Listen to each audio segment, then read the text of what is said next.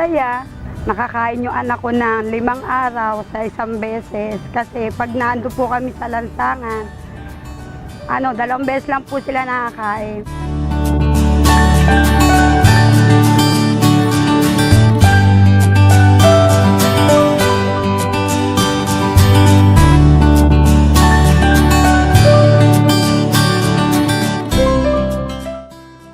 Doon sa natikman nila sa family camp, lubos po silang nakakain ng gusto.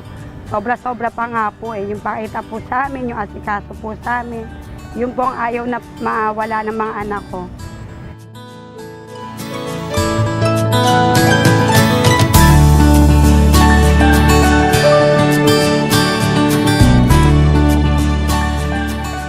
May natutunan po ako kung paano po maglabas ng yung sama ng loob, tapos yung mga turo po sa amin doon sa session po namin, nailabas po namin yung katunayan namin nasa loob po namin at maganda po yung aral po doon.